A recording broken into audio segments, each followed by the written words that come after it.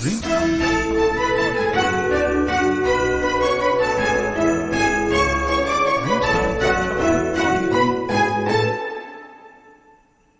and welcome to a special Christmas edition of Hoop 7's Basketball Hustle. And once again, the NBL's giving us no shortage of drama to talk about. So we'll go through round 3 of the NBL action, have a look to all of the action ahead across the Christmas break. A big day on Boxing Day to look forward to. We had another double overtime game. We had some good and horrible performances across the weekend. Incredible acting performances to talk about. I'm Chris Pike to help you run through it all, but the man you've all tuned in to hear from, the has-been, sometimes known as a 6-time NBL champion, Damian Martin. Happy with the has-been, but you are right. It had a bit of everything. We saw the good, the bad and the ugly, and sometimes all from the same team, in particular Sydney Kings. Absolutely. Which we'll get to a little bit later. Some incredible acting. We had a little headbutt. We had some incredible individual performances, some upset wins, but the NBL just never ceases to amaze and plenty to talk about. Plenty to talk about. And we're also going to speak to Alex Loughton this week's show here on Hoop 7's Basketball Hustle. And Damo, why don't we start off the show by getting on to Big Loughzy, because he's over in Cairns waiting for us to talk to him, and let's get straight to him. Let's do it.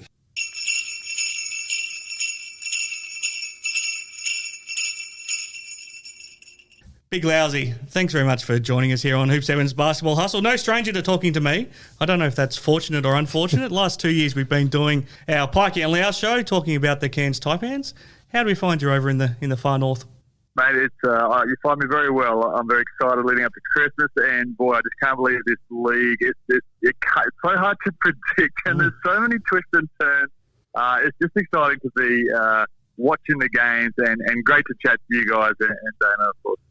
Mate, I'm just reading off a little bit of your resume. Loughz, it's great to have you on the show. 311 NBL games, 249 as a Taipan, 62 for the Cats. Second all-time for Taipans in games played, points and rebounds. It's not a bad little resume you put together for yourself, but Pikey says your claim to fame is you get to do a podcast with him. So I guess you're still living the dream. Mate, yeah, I certainly put that at the top of the list, and then a paddock is in between that, and then those small credentials that you mentioned is there. But no, certainly, yeah, just love to chat about the game, and we certainly enjoyed breaking down the Taipans for last year, and I'm excited that you guys are pairing up to cover the whole league. How exciting is that? Yeah, you're exactly right. And as you said at the top, what an incredible season so far. We're only 3 rounds down, and we've seen a little bit of everything. Obviously, you're still up in the northeast. What's your take so far early in the season on the Taipans, who do seem to be struggling a little bit? Yeah, absolutely. Look, in general, the league has gotten super tall the last few years, and those rim protectors seem to come at a premium. Every team in that top 4 has loaded up with some tall timber. And so if I look at Melbourne Phoenix, I think that, and you have to help me with the names here. But Joshi, okay. I really rate him. I really rate what he's doing for them, and it's really setting the standard for the league. For the Taipans, I feel like that they are a bit smaller.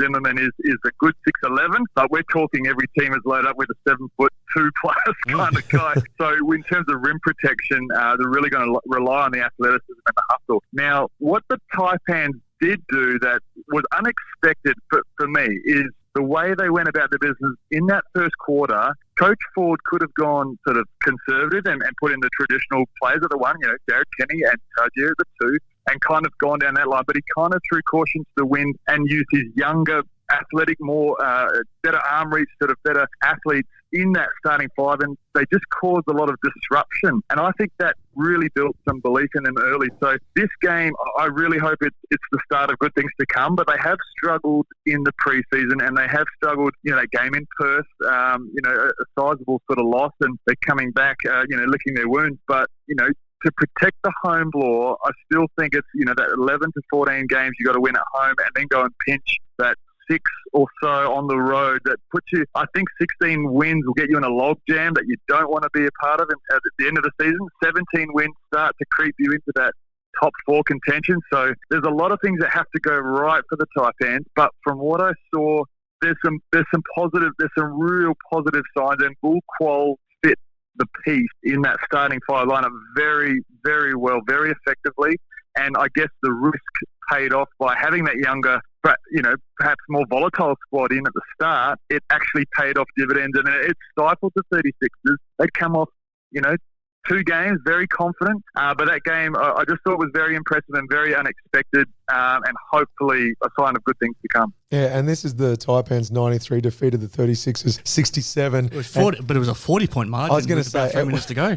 What we saw from Sydney versus Brisbane was backed up with Cairns versus Adelaide. And some of those younger players, bigger wingspans, more athletic, big bodies. Deng, 23 points, 5 of 7 from beyond the arc. Zimmerman, 18 points, 9 rebounds. He even hit a 3, the big fella. That big fella stepping out behind the arc. Pinder, 15 points, 6 rebounds. And McCall, I love the way he plays. 13 points, 10 assists, 4 steals and 4 rebounds, just filling up the box score. So you're right, they didn't go with your typical older guys who have been there, done that. They couldn't. Machado, Derek, and Nato, all unavailable. It's incredible. It's amazing the injuries across the league right now. I can't remember a season that started so injury-plagued only a few rounds into it. Look, and you mentioned, those bigs eating, they were feasting at the table of McCall. Like he just tore them up in terms of distributing the ball. It's hard to go from the mindset of just being a two-man or three-man scorer. You get the ball and then you know what to do with it. You're going to go score, right? He's now told to go play at the 1, and then he goes and gets 10 assists in his first, hit out at the 1 position. I think he had 7 of them in the first quarter.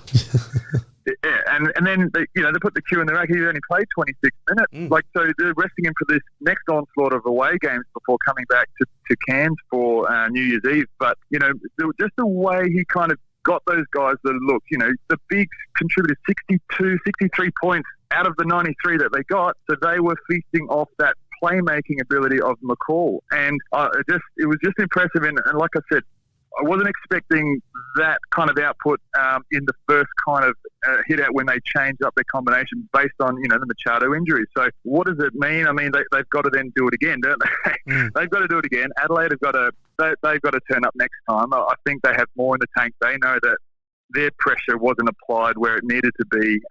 Given all the disruption for the Taipans, I think there was a missed opportunity defensively. Dane, I know from your angle, do you think that the 36ers missed an opportunity to kind of get in that space and disrupt the Taipans in terms of letting them settle in?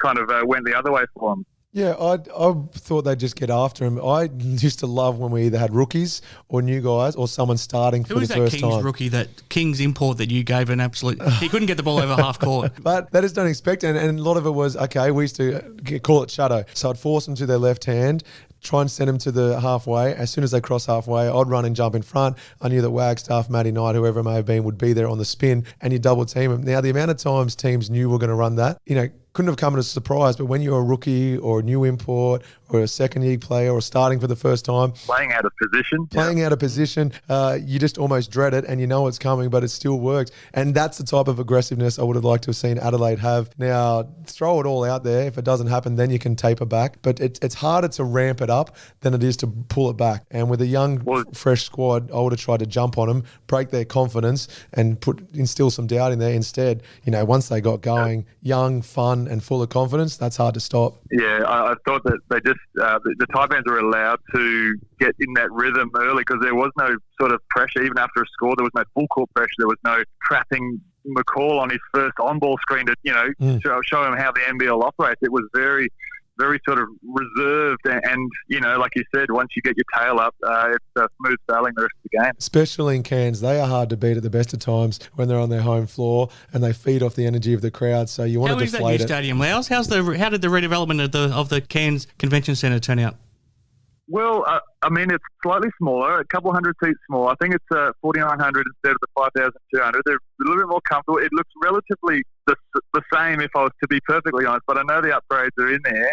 The whole reno wasn't for the basketball, of course. It was for external space, and that's still going. But I felt like it was just a great feeling for the club to be home, to be back, and I think that the fans will certainly respond to that win in big numbers. And we know that for a team on Taipans in the budget, that the home wins are so crucial in locking, loading, and holding serve at home. And then you have to then obviously go on the road and pinch a few, but that home court fortress has to be there because that's sort of the biggest advantage for a club like Taipan. Now, Loughz, I'm amazed that we still don't see you on our TV screens. Listening to you talk now, you talk about the game so well. I mean, we have a look at the games in Perth, and Damo and the old scoring machines share the duties on the TV broadcast, and Trigger does a good job for some of the games up there in Cairns, and you know, we're good mates with Trigger too, but he wasn't there on Saturday night either, and there was nobody there doing the TV broadcast. The commentators were talking to the players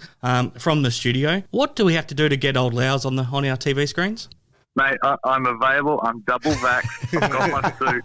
I've got it in there. I've got it in the car. You just give me the head nod. Don't even tell me what. Just give me the eyebrow. Like, yep, you know, you're in, and I'm there. So, reach out obviously to a few, behind the scenes, and they said they pass it on. Damo, if you've got anyone, you can pass it on. So I'm more than happy to be there. I love to be courtside. Certainly, enjoying the game and delivering the product and really boosting the brand that basketball is such a good thing in Australia right now. Hey, Loughton, ready to go. I'll have my people talk to your people. Let's see if we can make it happen, mate. You'd be pretty confident you'd do a better job than S. Redditch, wouldn't you? And D. Martin, to be honest. You know what, though? I do. I will remind Martin on this last call, which was great. During the halftime, he said, there's a junior game going on. And guess who it is? A young version of Sean Redditch. Dylan Redditch, it was. Now, Yeah. Now, 2-on-1 fast break. I'll leave the fans to decide if he passed it off or not. I knew exactly what's going on. So I certainly enjoy the commentary of Damian Martin mixing it up. It's just it keeps you guessing at every turn, but certainly professional outfits. I love it, mate. No, I appreciate that. Now, mate, I want to pick your brain as a player. You've obviously played in a lot of games, played for Australia. If you were out there on the floor today, who would be the most which one-on-one matchup would you look forward to the most with the current crop of bigs? Surely you'd want to back down Joe Chi. Mate, I'm glad I'm not. I'm glad I'm not playing in the league this time at the 5. Like, Nate Joway had a unique advantage a couple of years ago with his size and his height is really only 6'9", 6'10". The 7'2" guys just sort of swallow up those moves with length now, and it's tough. So I mean, for me at 6'9", I'm going to be popping for days. Certainly, sort of staying out of the tall timber because I'm not going to have the athleticism to go up and over. But look, I think any of those bigs coming in now, you almost need that import sort of big. The matchups, I guess, on the new guys coming through, the Wetzel of the world in New Zealand, all those sort of those local hit-outs really get you going. I always love a matchup against a Wagstaff. There's always a lot in that kind of thing. There's a lot of fire. It just brews below the surface. It's just those little competitive angles that you just try and get on your opponent that you've seen for many years. So, look, it'd be great to be out there. I certainly miss the games. I don't miss the pain and the training involved. I obviously miss the games. That's the adrenaline kick, right? But the grind of it, it's nice to not have to ice down the ankles every day. So, it's certainly great to be watching from the sidelines, though. It's funny with the Wagstaff comment, and you build longevity playing against someone, but you also understand that even though you smile and shake hands afterwards, there's a bit of frustration boiling underneath the surface. And this was similar to he and Sean. But did you know, Damo, that they were Perth Redbacks teammates after Sean's retirement for a few games? Yeah, that's true. They did call each other teammates. How was that, Loughz? What was it like being on the same floor, on the same team as Sean for a couple of games? Oh, look, it was great. I mean, we got the wins that we wanted. We ticked the boxes. They went on to win the championship. It was happy days. So, no, I love playing against Sean. Like, he was obviously a player when you're playing against him. Oh, gosh, so annoying. Like, you just want to kind of mow him over a bit and then go to the ref. Like, what do you mean it was a charging call? Like, But it's funny, though, like, you play so many games and you do so many road trips, you often kind of don't realise who's coming up until you're sort of on that flight and you kind of go through the personnel and you go, oh, yeah. Oh, Wagstaff. Oh, Redditch. Oh, yeah. Oh, hang on a minute. That's right. I've got a score to settle with him. So you got all these little games within the games. It's so much fun. Certainly miss those days. Sure. And a guy you had a lot of battles with, Mika Vakona. So Mika's now with Tassie, and in the preseason when the boys are over in Tasmania, not one person I've ever met has called Jesse Wagstaff Waggy, but Mika, who's had a lot of battles with Alex and a lot of battles with Jesse, said, I actually wouldn't mind getting to know Jesse a bit off the court. He's like, hey, Waggy, come over here. And they hit it off. All these years of battling on the court, they finally got to have a drink and get to know each other a little bit off the court. And I dare say you've had a few with Mika as well. Oh, mate, Mika was like, he couldn't figure out how he was so strong. You know, a little bit undersized, but just had that low center of gravity, and like almost like a rugby background of just pure power. So you line up for, you know, free throw, you're going to have to run in for the rebound, and he just locked away your legs. You're like, what the heck is going on? Like, it's just crazy. But yeah, those battles are those ones you really cherish in the end, don't you? And then you know that you've been playing on sort of that level playing field of respect, and you see them afterwards when it's all said and done. You're like, you know what, I would actually buy you a beer and let's hang out because I reckon we got some stories to share. Yeah, and it turns out the respect was reciprocal. It was mutual. And it's funny you mentioned Mika. Pero Cameron used to do the same thing. I remember the first year I was in the league, I was at a free throw. We were going to press, so I was in the free throw lineup. And then Pero literally just grabbed my kneecap and I didn't move and he laughed at me. I've never felt so belittled in my life, but I did not go anywhere. And these are names that people won't even really remember these days. But I just remember he helped me off boxing out with one finger on my arm, and I was trying to like run in, and I just wasn't moving. I was on the spot like on a treadmill. I was like, what the heck's going on? And, you know, and he just kind of held on and had that little grin on his face too. He's like a massive unit. Coach of the Tall Blacks right now too. Yeah. Loughz, you mentioned how you don't miss all of the aches and pains and the icing up of the ankles. But, Damo, I don't know if you realise, Loughz is fresh off an NBL1 season up north playing for the Cairns Marlins. You were a big piece of them getting to the grand final, Loughz. Mate, it was supposed to be 5 games filling. I know. I remember when I asked you at the start of the season, that's what you told me, and I told you were lying at the time. Well, hang on a minute. So I get in there, I'm like, all right, sweet, just let these games come to us, you know, at the start, and then all of a sudden the guys come back, and then all I have to do is play like, you know, 7-8 minutes, chip away from long range, and I'm like, mate, this is the best thing ever. All I have to do is just pot away from the outside and just get a few boards. And this is going to be great. And then all of a sudden they all went down like flies with a couple of injuries, and then obviously get pulled out of the lineup.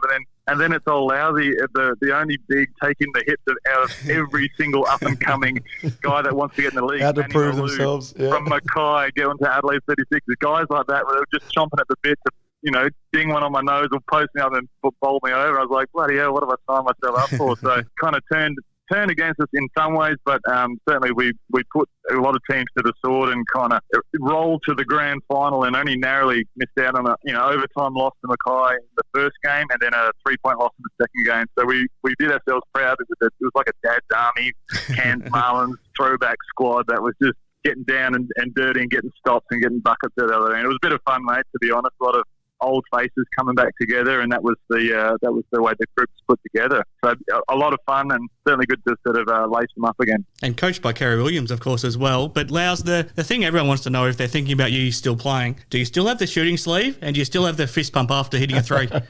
Mate, the fist pump will never go away, let's be honest. The passion of the game, how fun is it just to ding one on someone's nose and they thought they had a good closeout. You know, all those kind of juices start flowing, and then you go for the jog back down the floor. You're like, geez, the court a bit longer. I'm a bit short jogging this distance. Can we just shorten it down to like a 3-on-3 size court or something? But, you know, it's always sitting right there, you know, that itch to kind of play. And then you go into it a bit more, then you go, oh, if I'm going to actually do this, it involves the commitment and to your body and the season it requires, you know, the respect of your teammates is committing to the whole cause, right? So I just know it's a tough one you sort of face every year. So it's a game day decision for all Loughz.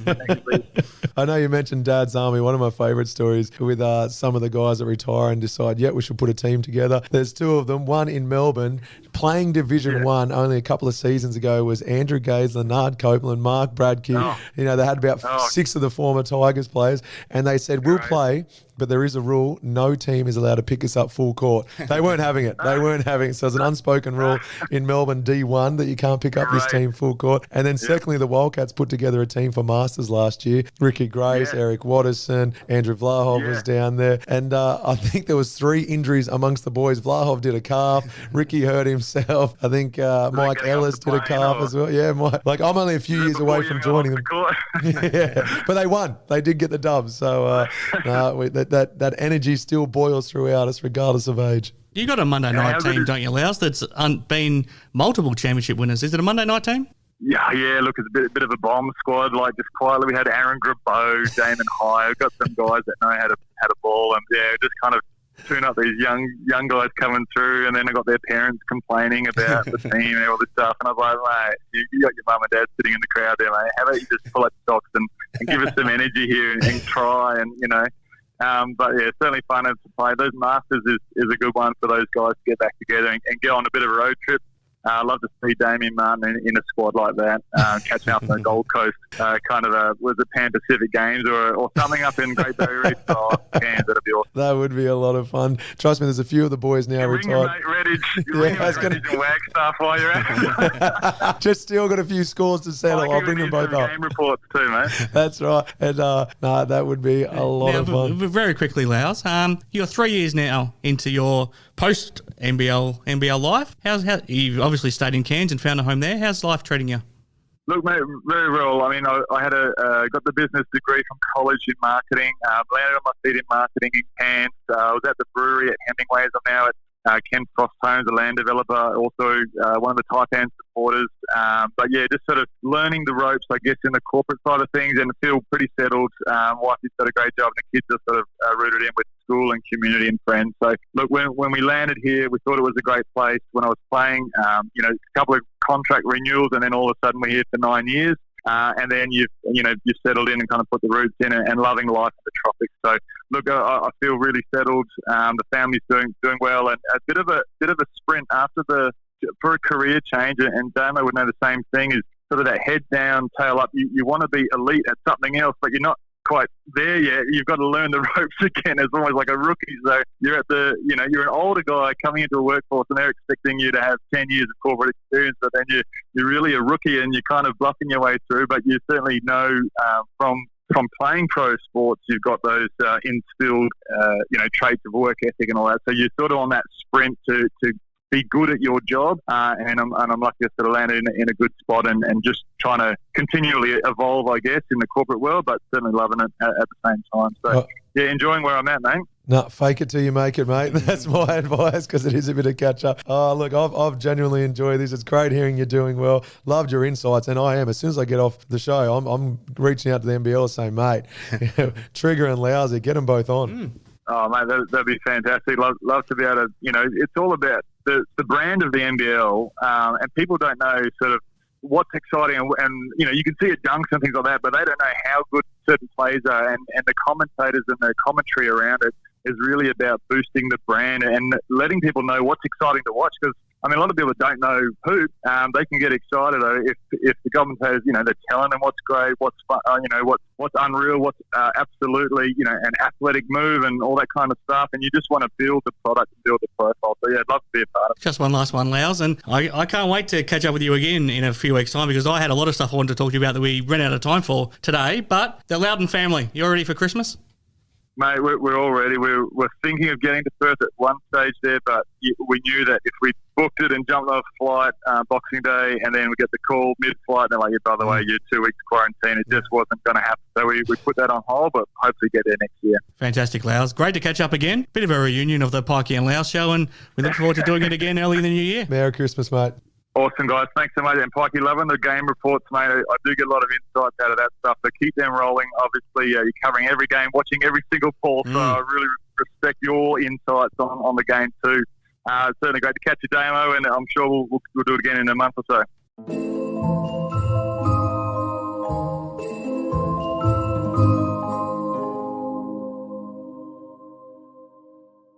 Okay, Damo, that was a lot of fun speaking to old Loughz, and one thing I didn't want to say when we were talking to him, because he doesn't like being talked about. He's a very humble man, but as a player, he's accolades and numbers speak for itself. But he was we talk about our Galen Award on this show. He was the ultimate team man in Cairns. If you talk about anyone from Aaron Fern to the imports up there to Cam Glidden to Mitch McCarron, anyone who went through the Taipans, he was the man that as soon as you become a Taipan, he was the one that pulls you aside and pulls the team together, sets the culture of the club, sets the standards, and he's the ultimate professional. He was that as a player, and now post his basketball career, he's still the ultimate professional. Everything he does, he wants it to be the highest level it can be. He wants it to be as close to perfection as it can be. I found that with the podcast we did, and it was great to work with somebody that had such high standards, and he had that as a player. Apologies, is that a dig? Am I supposed to read into that? Well, a peek behind the curtain. Once we finish recording, Damo, everything's left up to me. With Loughz, Loughz would very much help out with the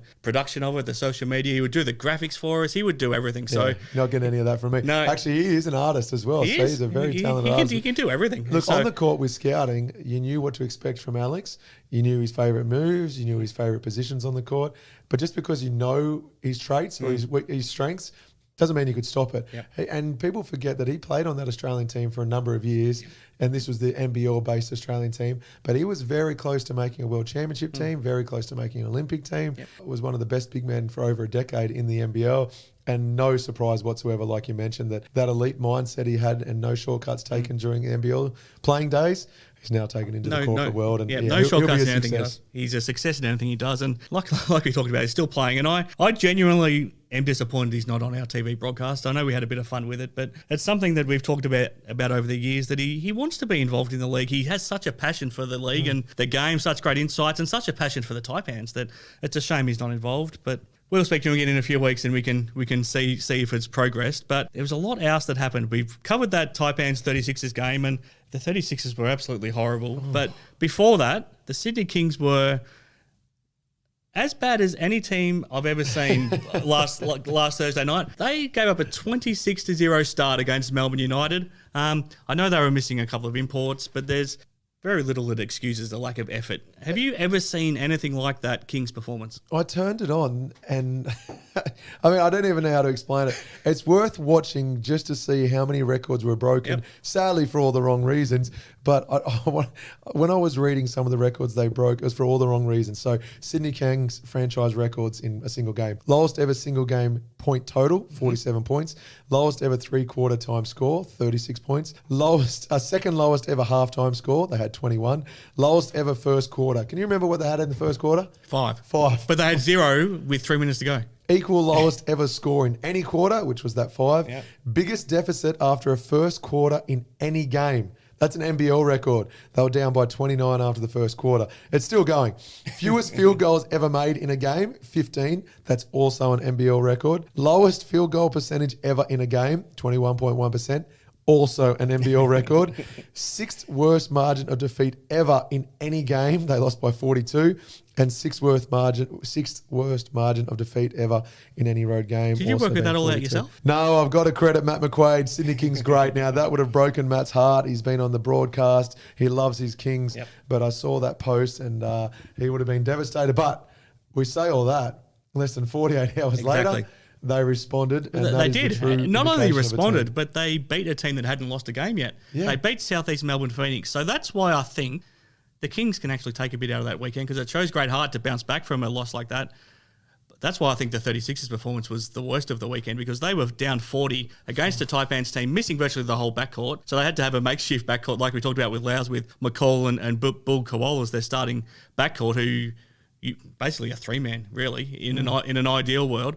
But for that 36ers team, basically at full strength, they were missing Sunday Dech, but to be down 40 points with about 4 minutes to go in the game, I don't know what CJ Bruden would be thinking right now, because they've now got a 10-day break before they play again.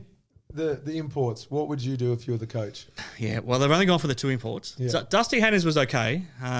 He was guarded by McCall, so he had a tough night, but he still scored 20 points. But we heard how he was the best 3-point shooter anyone's ever seen outside the NBA, but he only took 2 3-pointers for the entire game. So he needs to be more aggressive in looking for his 3-point shot, because that's his great strength, and he needs to stretch the floor. And if he's hitting his 3 or taking 3s at least, it opens the floor up for DJ to be able to step out a little bit. Humphreys can even then step out for McCarron to potentially play a bit more. Todd Withers just isn't aggressive enough offensively either, so he's not a threat out on the floor. And I don't think Mitch McCarron is either. We know Mitch can shoot and he can score. He's being far too much of a passive facilitator right now.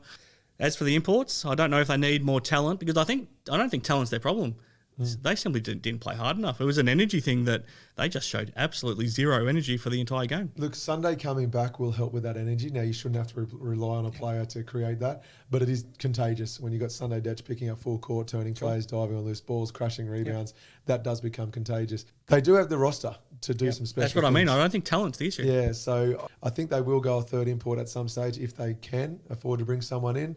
Getting Sunday back will be huge. McCarron being a bit more aggressive, DJ getting the ball, Humphries getting the touches in the right position. So the Australian contingent they've got is as good as any other team. But yeah, it's about making it work first and foremost, because right now they're just, as you said, they're not playing hard enough, but they have the ability, which is a plus. And with Sunday coming back, that's a huge plus. I'm a big fan of Sundays. For the Kings, that response was amazing, but the real highlight for me, if you're a Kings supporter, was seeing DJ Vasiljevic back.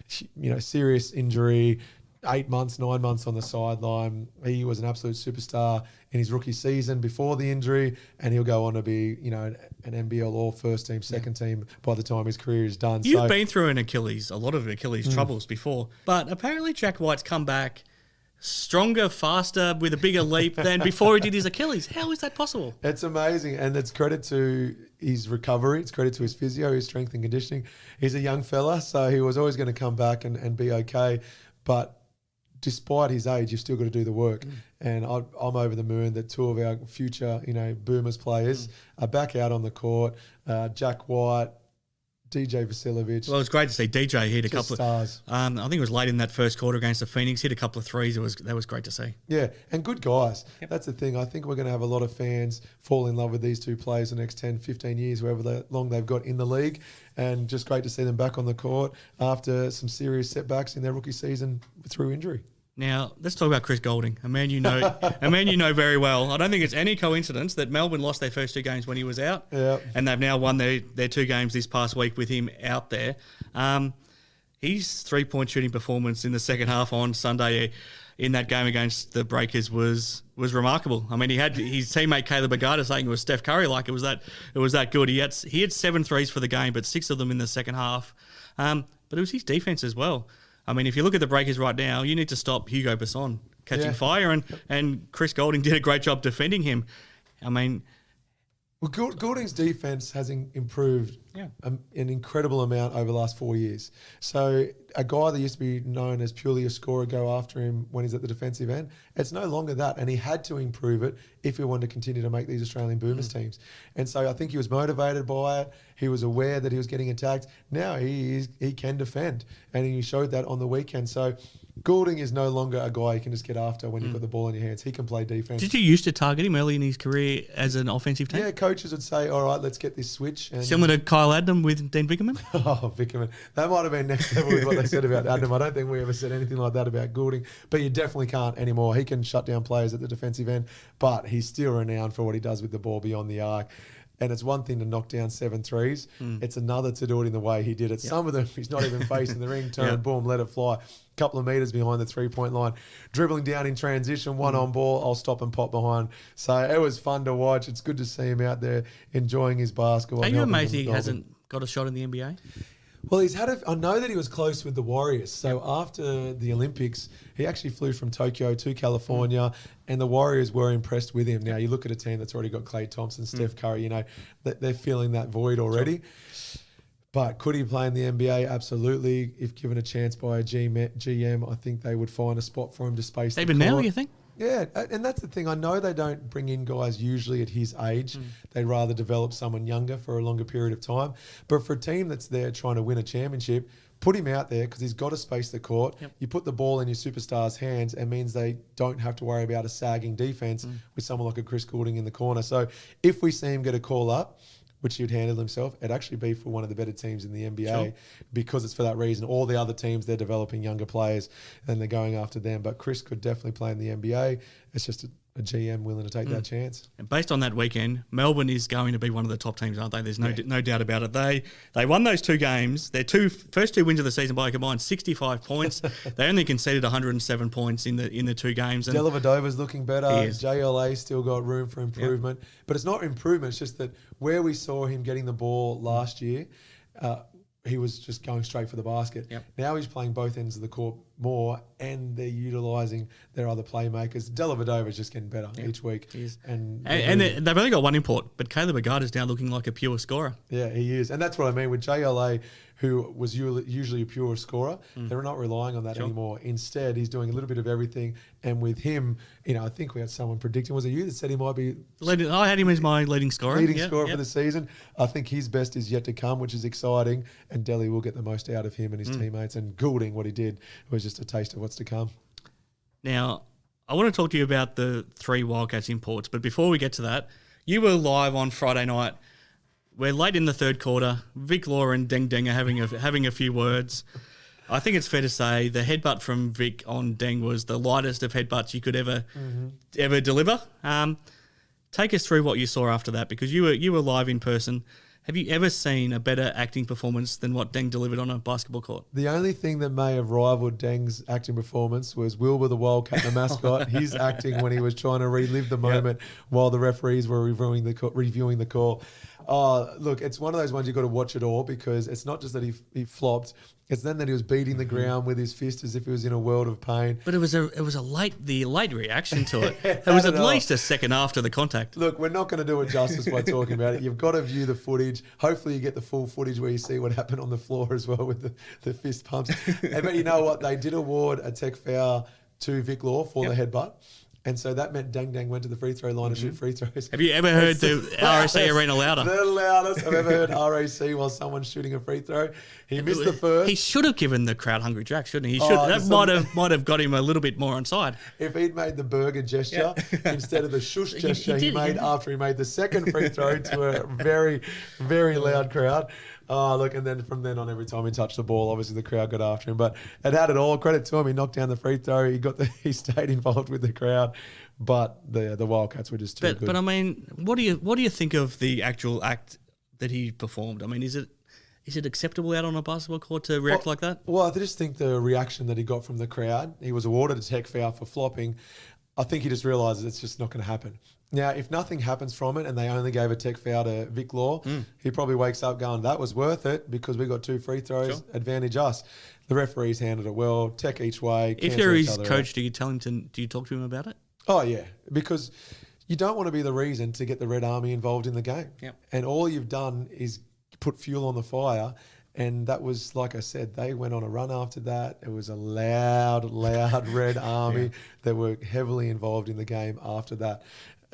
You'd have a word to him saying, mate, we're here to take the air out of the ball, as they say, take the crowd out of the game. You've done the complete opposite. Let's be a bit smarter with it. What I'm most looking forward to now is hopefully Corey Williams follows through and gets that trophy made and presents it to him. In the commentary. I want to see that. I want to see that presentation of the trophy. The best acting award. He went on social media, replayed the video, the footage, and said the award. I'm picking up the trophy tomorrow, and I'm bringing it to. And he tagged Deng in it, so it's pretty funny. You got to be able to laugh at those things. Now, the 3 Wildcats imports. I had to think about it the other day, and I didn't go back in NBL history, but the last 5 years since the NBL has gone back to having 3 imports.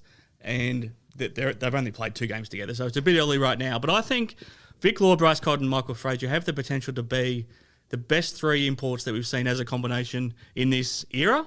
I think right now you would say the Cairns 3 of Cam Oliver, DJ Newell, and Scott Machado have them pipped because they got them to a semi-final series. I think there was a Melbourne duo of Casey Prather, Casper Ware and Josh Boone, which were obviously championship winners too. But this 3 at the Wildcats, especially right now when you've got no Mitch Norton, no Todd Blanchfield, and no Matt Hodgson either. Yeah. Sherville's only just returned. They started the season 4-1 with 4 key injuries. So, yeah, you're right. So how good can this 3 be? Well, Frazier, we haven't seen his best by a mile.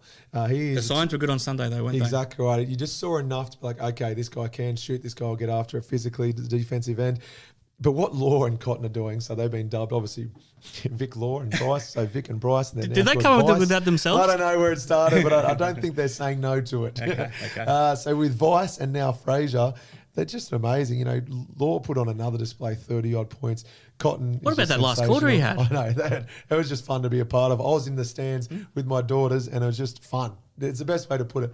And then Frazier, when he gets going, those 3 from any opposition scout, you know, what do you do? Vic's shooting the ball better than I think most teams were expecting from behind the arc. He's dunking it. He's getting rebounds. He's pushing it coast to coast. We know what Bryce is capable of. And then Frazier's going to keep the spacing. He is an incredible shooter from all accounts. We just haven't seen that so far. But he is playing with more aggression. He's getting to the ring. Yeah, trilogy, or that trio, sorry, they're going to give a lot of headaches to opposition teams when they're trying to create a scout, because then you've got to include guys like Blanchard when he's back from injury, Mitchie Norton when he's back from injury, Jesse Wagstaff's playing great basketball right now, Matt Hodgson. So it's the deepest the Wildcats team have been, in my opinion, ever.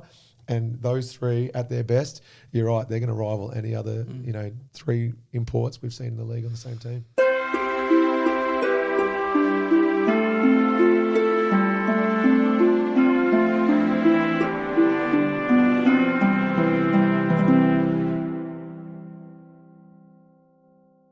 Now, let's get to our awards for this week on Hoop 7's Basketball Hustle Damo. We'll start with the Damo, the Best Defensive Player Award, thanks to Everlast Drinks. So thanks to their support.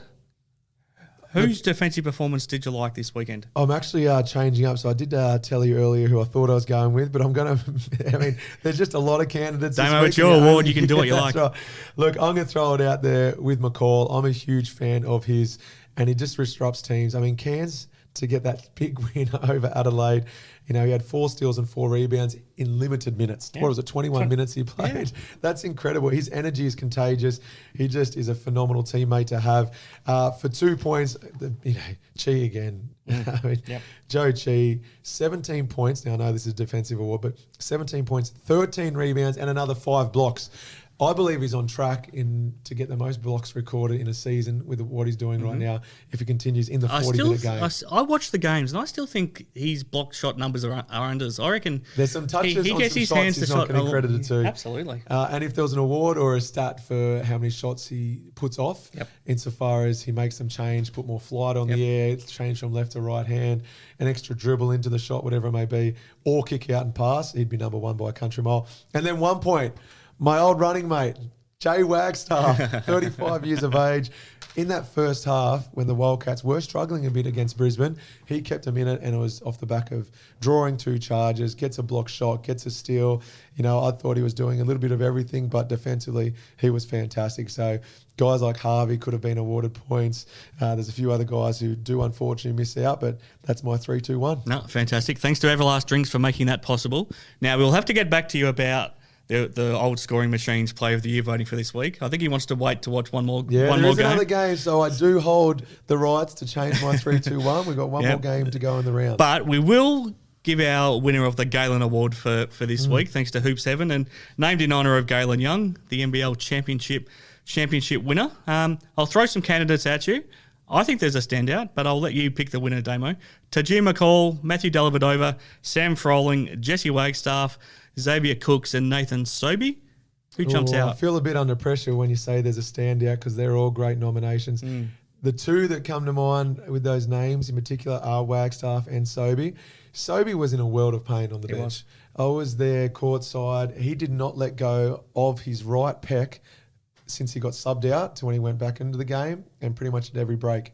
And yet he was out there. But when he was on the bench, he was still yelling out encouragement to his teammates. He was still calling out the scout, calling out the plays the Wildcats were running. And then he backed it up 2 days later with an MVP performance. He was the best player in a win against the Hawks. Exactly right. You do not recover that quickly. He played through pain. Players are inspired by that. They would have seen him in the locker room. They would have seen him on the aeroplane.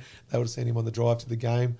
Iced up, saw, and that motivates your teammates. No, you convinced me, Damo. There's not a standout anymore, so I'm going to defer to you. And who did you have in mind? Because this is the beauty of the Galen, is the impact they have on teammates. I thought Tajir McCall, just because of the fact that he's come into this league as a defensive stopper and a 3-man, and now all of a sudden he's being asked to do everything for the Taipans. He's their point guard, he's their ball handler, he's their playmaker, he's their best defender, he's their inspiration, he's their best scorer, he's their rebounder, and he's their leader. He's taken over that spiritual leadership too. So that's why I thought he was a standout. But the bravery of Nathan Sobey to do that across 48 hours, I think it's tough to go past. And I think Taj McCall's probably going to win a lot more of these awards as the season goes. So I'm happy to go for Nathan Sobey. Yeah, no, I'm a big fan of all those nominations. McCall, I'm loving. Round 3, and you are a leader on that team.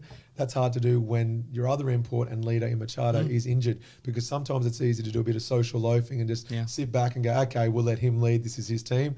Instead, he's grabbed the horn with 2 hands and run with it. So, good on you, McCall. But sorry, mate, it's gone to soaps. All All right, let's keep moving, Damo, because we've got some more action in round 4 to look forward to. Before we get to that, we've got one more game in round 3. So I don't know how they kind of worked out how to split the rounds up, but we've got another game. The Sydney Kings at home to the Tasmania Jack Jumpers on Wednesday night. Do you give the Jack Jumpers any chance?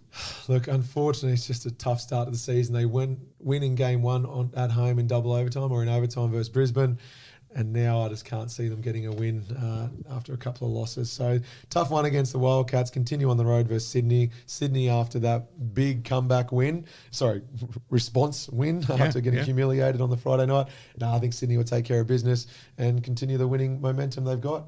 Then we go straight into Thursday night. Now, this will be a cracker. So This is the one I'm looking forward to the most. They're both coming off their first losses of the season. So Thursday night, the Illawarra Hawks hosting the Southeast Melbourne Phoenix. Yeah, I'm going to go with the Phoenix. I predicted the Hawks all along to be in the grand final at the end of the year, but I just think Southeast have impressed me more despite both teams losing in the last round. I think that wake-up call that Sydney probably gave them. Sydney are coming off the back of a humiliating loss. They've given a similar taste of their medicine to Southeast. Yep. And Southeast, that's probably the kick up the bum they needed to be like, okay, we may have been undefeated. Now we've got to realise that we've got to play our best basketball on every single night. Otherwise, we're going to get beaten. And I think we'll see that again on Thursday versus the Hawks. Triple header on Boxing Day. That's pretty salivating. It's exciting. It's fun. Well, forget about the Boxing Day Test match at the MCG. just flick on the NBL action. Plethora of sport coming on. Absolutely. Now 40 degrees. Just turn the aircon on your TV on. That's your day. Yeah, if you're in Perth, you do not want to leave your house unless you've got a pool in the backyard. Drink and Everlast, obviously, and you're good to go. Absolutely.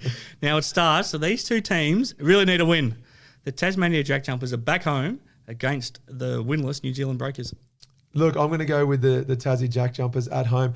McDowell White, though, is doing some special things for the Breakers. It's fun to watch him. We've spoken about it before with both Webster brothers who are stars out of the team. It probably actually has helped a little bit with the balance because they understand their roles more instead of just relying on those studs. So I'm going to go with Tassie in this one. The next night, Sydney Kings. Look at this one. Versus Melbourne. A rematch. Do the Kings get the revenge? I don't think they will win. I think Melbourne will win, but those awards, those records that the Kings set earlier when they played Melbourne, you won't see them beating those Interesting. awards. If you're either team, do you bring up what happened last time? Absolutely. In the build-up? If you're Sydney, you watch that first quarter again. Yep. Now, they redeemed themselves 48 hours later, and they would have used that motivation. But not against the same team. But it wasn't against the same team. That was purely a pride thing. Now you're watching it saying, guys, this is a genuine scout. This is how they got the jump on us. I'm not trying to humiliate you guys this time around. But we've got to be better because if we don't start when the ball's tipped off in a manner that we need to, we can be humiliated. Let's not relive this. So they'll watch it for different reasons, more of a scouting perspective opposed to motivation or humiliation, driving motivation. But they've got to watch it. They won't. I don't think they'll win, but they won't put in the performance they did first time round versus Melbourne. This will be another good one. The battle of the Queensland teams, the Brisbane Bullets against the Cairns Taipans.